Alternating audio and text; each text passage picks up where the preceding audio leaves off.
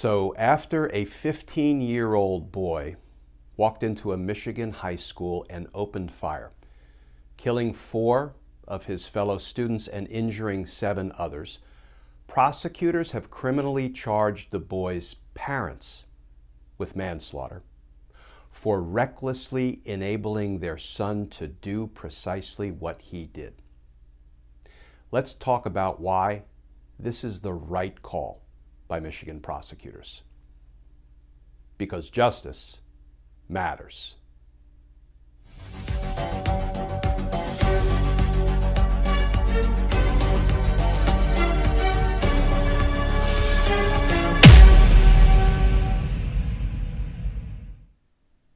Hey all, Glenn Kirshner here.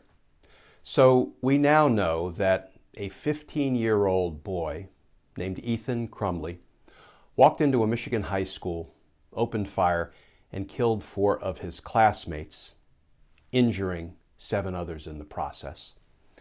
We now also know that Ethan Crumbley's parents, James and Jennifer Crumbley, have been charged with 4 counts of involuntary manslaughter for recklessly enabling their son to do precisely what he did. Now, we've also learned today that his parents may be on the run. They were supposed to report for an arraignment earlier today and they failed to appear. So it may be that they have fled to avoid prosecution. We'll have to wait and see how things play out to see whether they show up, to see whether they appear in court to be presented on the charges.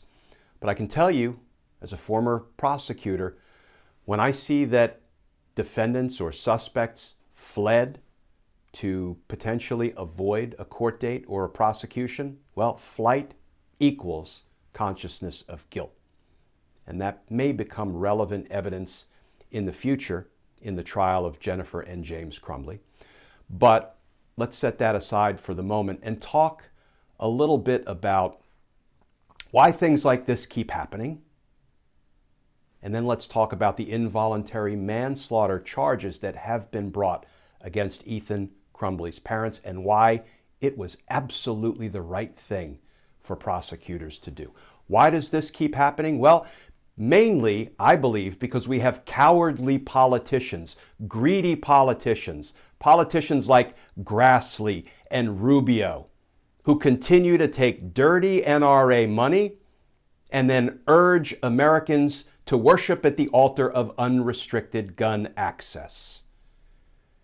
And I'm sure even after this latest mass shooting of our children, Grassley and Rubio will happily take dirty NRA money again tomorrow. We need to change the way business is done.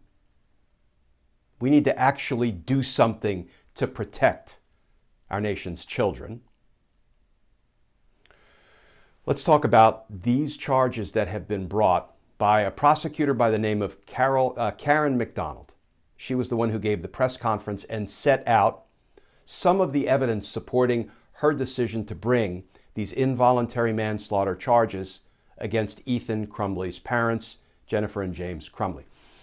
So, first of all, in order to be charged with involuntary manslaughter in a homicide involving a firearm, you don't necessarily have to be the one pulling the trigger. Involuntary manslaughter essentially requires proof that you engaged in conduct that created a substantial risk of death or serious bodily injury to another. And here are the 3 elements that, generally speaking, prosecutors must prove in order to charge someone and hold them accountable for involuntary manslaughter. 1, that they engaged in grossly negligent or reckless conduct. 2, that their grossly negligent or reckless conduct was reasonably likely to result in death or serious bodily injury to another.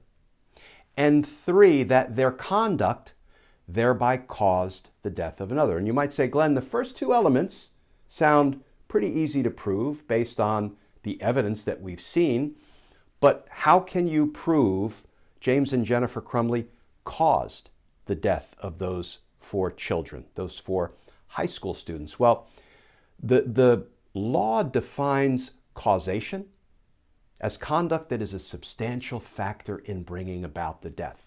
Not that you're necessarily the one who pulled the trigger or stabbed the victim or strangled or bludgeoned or poisoned the victim, but that your conduct was a substantial factor in bringing about the death. And I just want to highlight one of the facts, one of the pieces of evidence that was revealed today by the prosecutors when they were announcing the charges. So the parents of Ethan Crumbley, a very troubled, volatile 15-year-old boy, bought a 9mm pistol for their son as an early Christmas gift, and they just gave it to him a matter of days ago. And one of his teachers was alarmed because they saw that Ethan Crumbley was searching for ammunition. And that teacher alerted Crumbley's mother. And you know how Crumbley's mother reacted, how she responded to that teacher's grave concern? Well, she texted her son. And here's what she said. LOL, I'm not mad at you. You just need to make sure you don't get caught. So, are Ethan Crumbley's parents responsible? Did their conduct create a grave risk of death or serious bodily injury to others? You bet it did.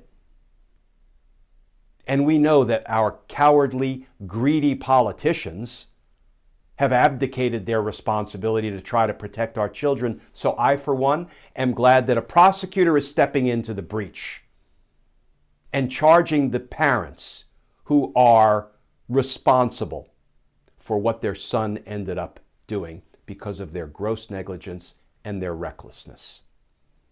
Not that prosecutors can charge these kind of cases without adequate evidence, but when you have adequate evidence, you have to bring these charges. Win, lose, or draw at trial, you have to bring these charges.